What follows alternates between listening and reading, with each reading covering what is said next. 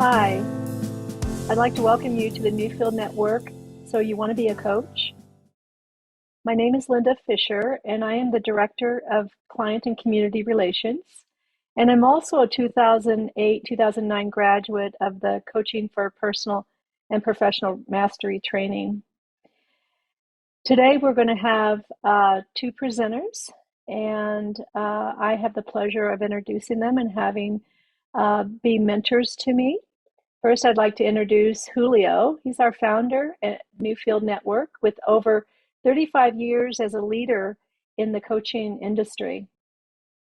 Our first presenter will be Veronica Love. She is our global CEO, and she facilitates in 2 languages in 8 countries. So without a further ado, I would like Veronica to come forth and begin your presentation for the day. Thank you. Wonderful. Thank you so much, Linda.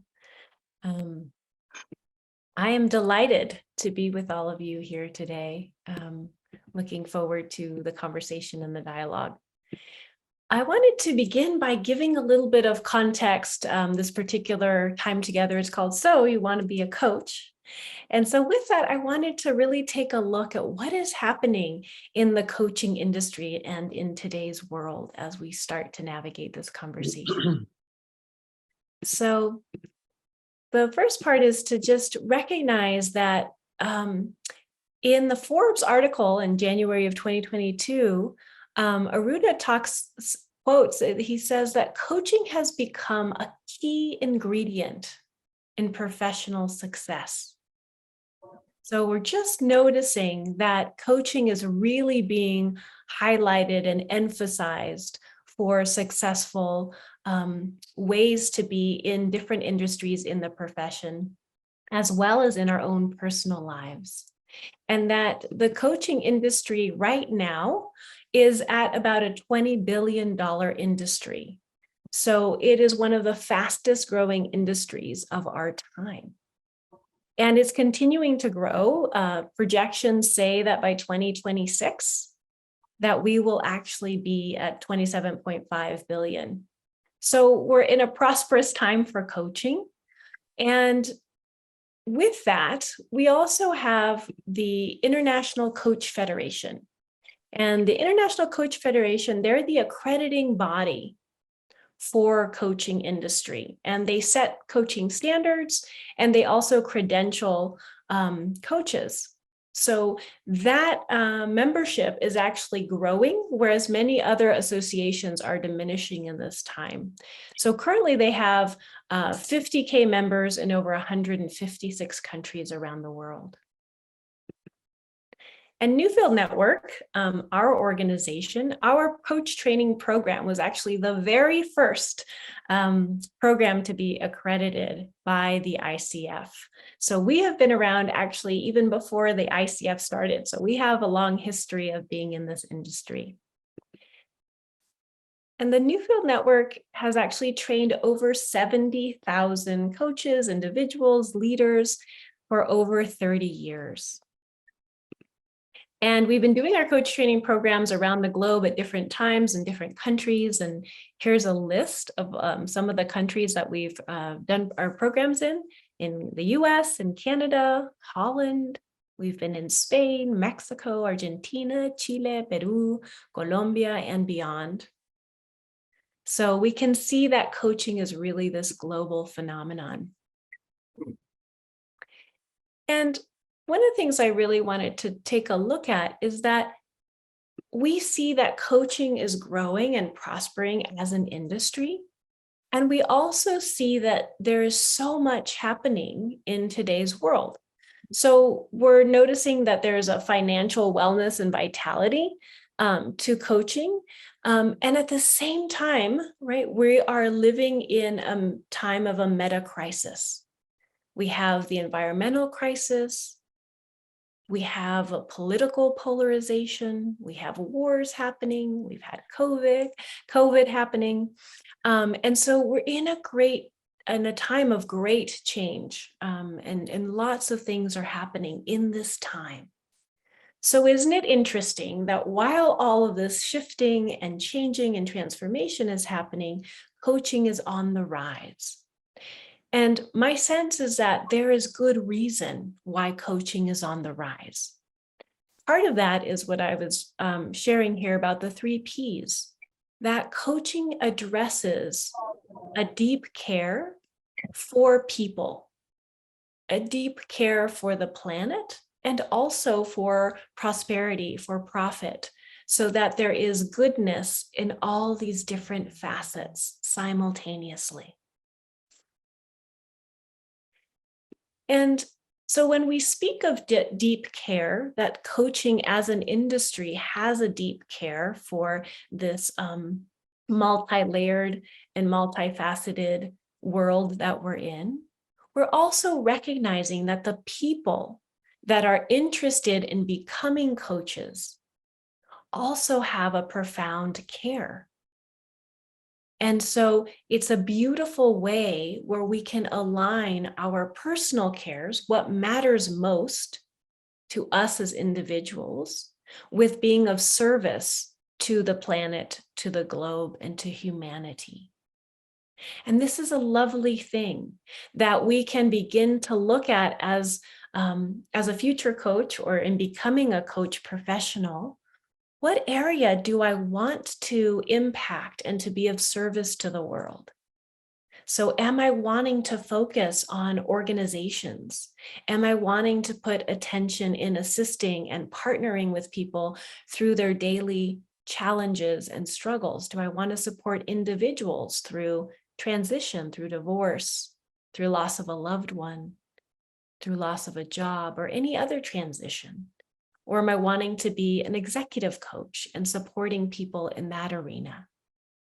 So one of the things that happens is that within the coaching industry, we have so many opportunities to recognize what is that niche market we want to work with. Do we want to be an internal coach working within an organization, an external coach? Would we want to support executives or be a life coach or a wellness coach, or so many other kinds and flavors of coaching that are now out there in the world? And so the beauty is that we have all of this possibility and ways in which we can support individuals, collectives, organizations, and beyond. In our time of doing coach training, we've had everything from doctors and lawyers to alternative medicine practitioners to people in Fortune 500 and consulting companies. So we've had this really wide mix and plethora of professionals that come together in our programs to then take this into the world. And so I wanted to talk a little bit about navigating change. And as I mentioned, we are in times of tremendous change, both at our own individual, but then also the collective change. So we have 2 elements that come together in tandem. And this often requires us then to be outside of our own comfort zone, and to be dealing with multiple elements of change simultaneously. So we often hear terms like the VUCA world, right? There's uncertainty, there's ambiguity. There's all of this that is coming to play. And what we see is what some people say, that change has changed. And so that now the velocity of change is greater than it's ever been. And this element brings with it new interruptions, new discomforts, new breakdowns and challenges for us to face. And part of that is that we recognize that there's a very high velocity to our rhythm of daily living. And so coaching provides for us an opportunity to actually slow down. And secondly, because we're operating at such a high speed, we're often have very superficial interactions. And so coaching enables us to actually drop into our own depth, to connect with our own wisdom, our own wholeness, And within that, to take some time to anchor in our deepest cares and what matters most and what is most relevant to us as humans. And so that brings with it a practice of awareness building and reflection, which then fosters and enables us to be in relation to each other and to other humans in new ways. And so we see that the only constant in life is change. And we see that, from being a baby to a toddler, to a child, to an adolescent, to a young adult, and then we have midlife, right? We have all these phases that we are perpetually unfolding and becoming. And so we say this word change, but take a moment to listen. All these terms that we have for change: transition, to augment, to modify, convert, alter, to shift, to transfigure, to transform, to transmute, to turn, to upgrade, to veer, to innovate, regenerate, renew, reconfigure. Why do we have so many terms for change? Because change is constant. And so how do we, as humans in today's world, be with change? How do we be with all of this shifting and this ambiguity and this uncertainty? How do we navigate that as best we can in a way that really engenders something beautiful to emerge from what can be very challenging? So for us at Newfield, our focus really is on creating a coaching and providing a training that meets today's world, what's relevant for us today. So there's different kinds of coaching. And one simple way to understand types of coaching is that there's transactional coaching, which is, you could say, if I know I'm here and I want to get there, I'm at point A and I want to get to point B, right? So I have a clear goal or objective or ambition, yeah? And so in that kind of a space, transactional coaching may be perfect. Oh, well, let me support you, right? And what are the skills or what are the habits or what is it that we need to put in place to get from here to there? There's another kind of coaching, which is transformational coaching. The word transform is literally means to change shape. And so when we look at transformational coaching, what we're looking at is a way of perceiving that was unavailable to us before. How do we see something that we couldn't see before? A new possibility, a new idea, a new perspective. And then how are we contacting, as I mentioned before, the depth of who we are, our innate goodness and our wholeness? And then how are we embodying that change? So it's not only conceptual, rather it requires the wholeness of who we are. So that as coaches, we can actually support people in a new shape, a new way of being in the world. And we may discover things that we didn't know.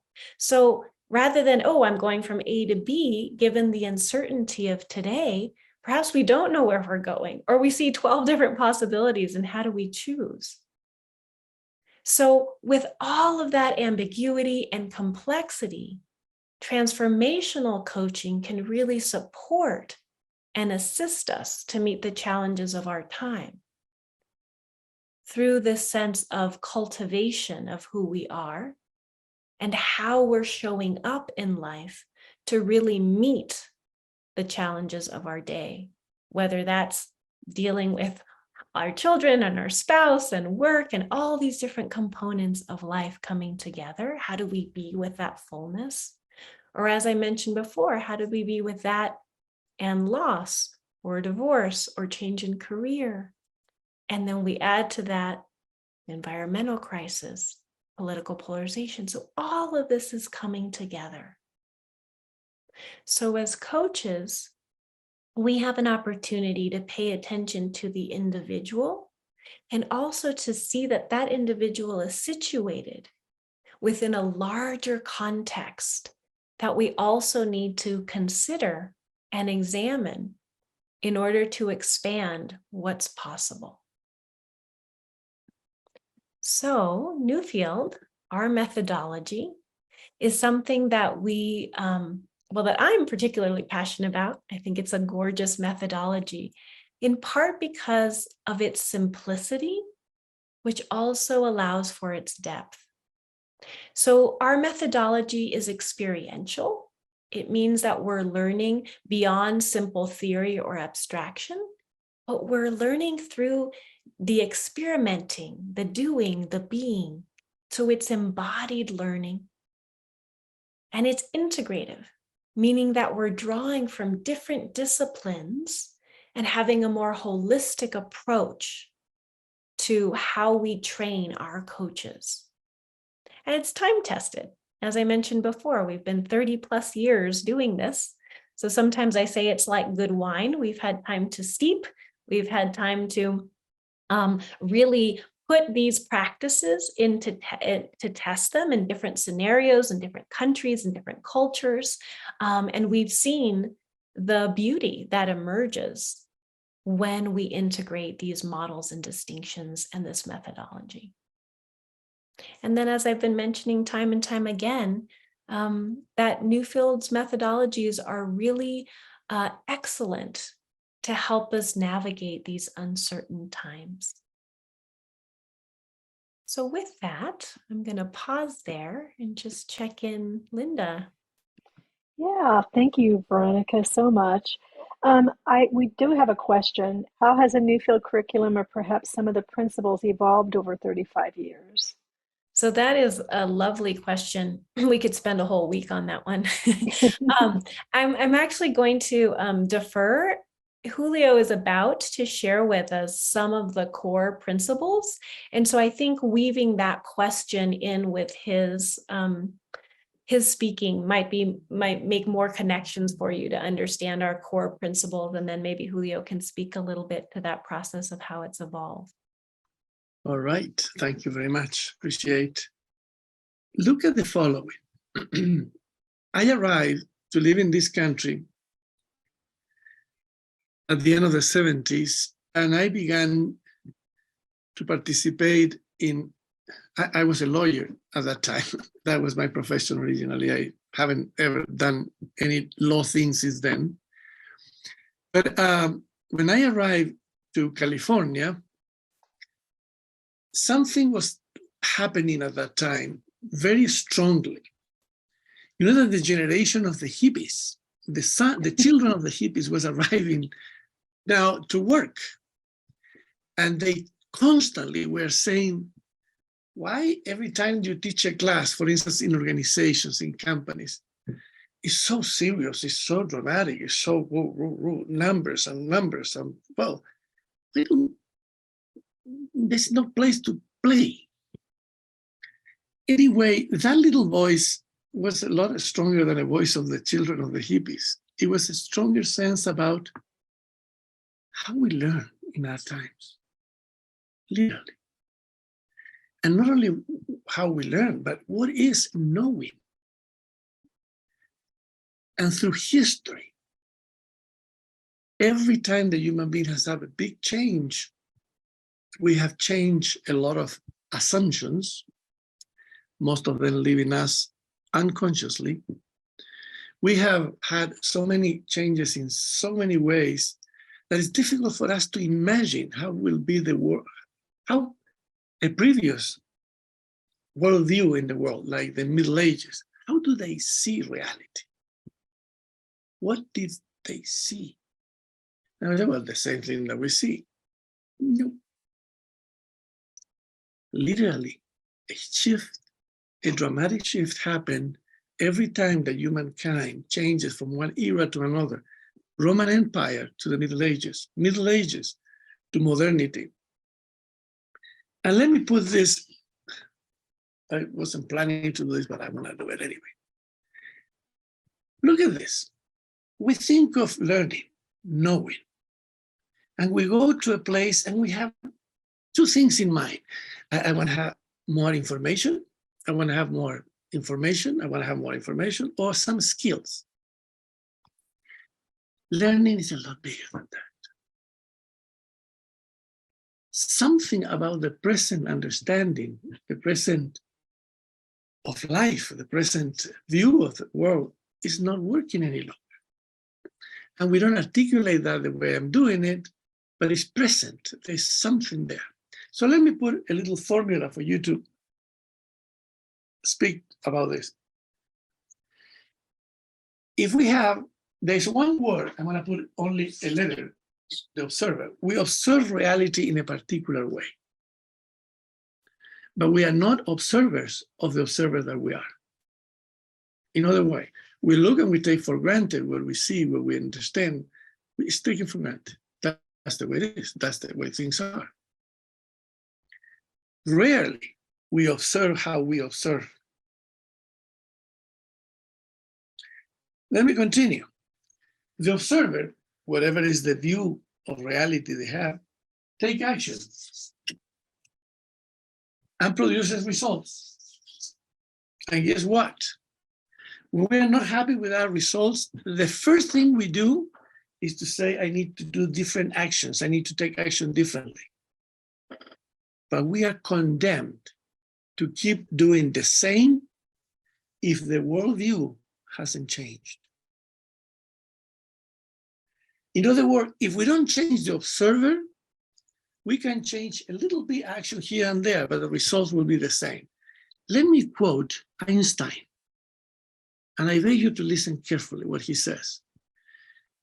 Einstein said, the crisis we have created with this worldview or this level of consciousness or this level of thinking cannot be resolved with that same level of thinking. Think of that. Think of that. The crisis, look at this. Do we care about environmental issues? Yeah, we do. But guess what? We keep doing exactly more of the same. And I could go one after another. The only way that is change is profound is when we shift the observer. And when we shift the observer, actions that were unthinkable before appear. In our school, and I remember, as I said, in California, this happened around 1985. When we began to speak about these issues, it was strange. But little by little, this began to grow and hasn't stopped for 30-something years. I beg you to consider this. This observer, the way we see, we understand the conception we have of reality is transparent to us, is obvious. But when we finally dare to take a look at this, the only thing that I can tell you is you will go surprise after surprise about the magic that takes place when we begin to observe the way we observe reality. And there are three fundamental topics that we in our program address to take a look at the issue of the observer. One is language. Language has the power of making distinctions and so forth. It's an enormous territory about the way we see reality. Language allows for distinctions. Where, imagine, you know that you go, for instance, to see a painting, and you see the painting. And then you go and someone said to you, did you see it? Yeah. Can you see it with me? No, but she already saw it. And that person said, let me show you something. And that person is an expert in that painting and begins to tell you about the colors, the shape, the this, and you begin to be amazed that by having new distinctions, you literally begin to see something else in that painting that you already saw. That's in language, and I cannot take much. That will give us a long time. Another thing, look at this, emotions. We don't see reality the same way when we are in different emotional worlds. You don't see reality the same way from sadness or from joy, from envy or for enthusiasm. And there's a third domain, is the body. How we embody a particular worldview, how that lives in our biology, in our body, as I said. So in our programs, we go into these three domains deeply. And I can tell you, and I'm going to say this with no even a doubt, I've been doing coaching for over 35 years approximately. And has been I'm so grateful to life for that gift. I've seen people changing in ways that they would never imagine it was possible to change. When we do coaching, literally, it's enormous what begins to take place when people begin to observe the way they have been observing so far. Not only that, in this 30-something years, seeing the transformation that is available is quite amazing. Our present understanding of learning somehow left our souls out. The inner aspect was left out. We have nothing wrong with the outer aspect of existence, that's fine. But we somehow left out what I would say the inner aspect of being. And by doing that, what we have created, is that we may have very successful in business and this and that, but deep inside is an emptiness that sometimes we know is even difficulties to face.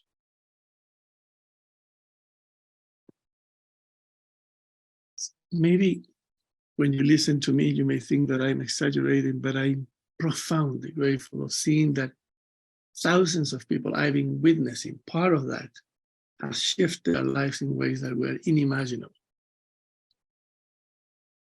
And when I have taken this work to organizations, people begin to realize that if we bring our learning beyond just technologies and abilities and so forth, and begin to realize the importance of our relationships, the emotional context in which we work, and on, something, excuse me the word, but I cannot say another one, something magic begins to take place. For me, coaching is not just another profession, something. It's addressing an issue, a huge issue that humanity is facing today. Our present worldview is insufficient to deal with the crisis that worldview has created.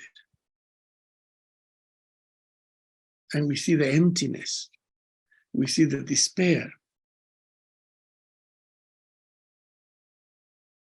So my invitation to you all is to consider, I'm going to repeat something that I said before, that we live dominated by so many unconscious assumptions that when we begin to take them out,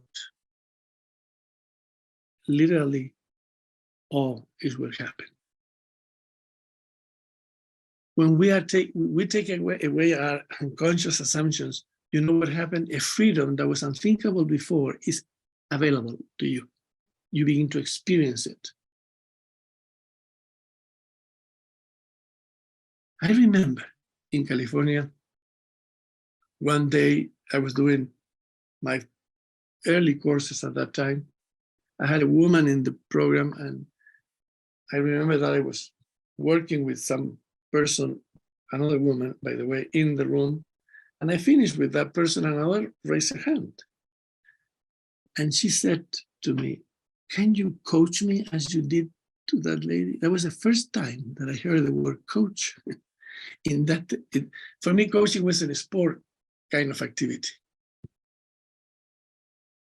She somehow recognized that something was taking place there beyond just our traditional learning. And by the way, and you can call me on this one if you do the program, you will be amazed about what is available in learning when we break our present understanding of learning, our present understanding of knowing. I'd like to just highlight the importance of that integrative approach that Julio mentioned, where we really are addressing what we call the dynamic coherence, which is that element of body, emotion, and language, and that they all intersect. And so we're looking at that interplay and how they affect each other, which is an ongoing exploration of self and a perpetual deepening in terms of heightening our own awareness of what we can cultivate with time. And in addition to that, that when we are in a collective space where we really onboard the intelligence and the knowing and the wisdom of each participant, it really does catapult our own individual learning, because there is an attentive field and space that is co-created that really brings together people's experience and expertise and their not knowing and all of it. So for me, I think a real emphasis of the beauty of the program is seeing the full spectrum of our humanity. The places that we resist looking into, the places that we default to, and exploring those patterns in ourselves and in each other. And as Linda mentioned before, it really is a global cohort that comes together. So we have a tremendous diversity of professional backgrounds, as well as cultural, ethnic, etc. And there is something to be treasured about spaces where we can really listen to each other with that amount of care and that amount of respect and honoring. And for me, that provides the ground for a new kind of learning, a learning that I feel we desperately need. So I just wanted to add those couple of elements in. Thank you so much, Linda. Well, thank you all so much. We appreciate your time, and we know it's valuable, and we look forward to hearing from you or seeing you in our next program.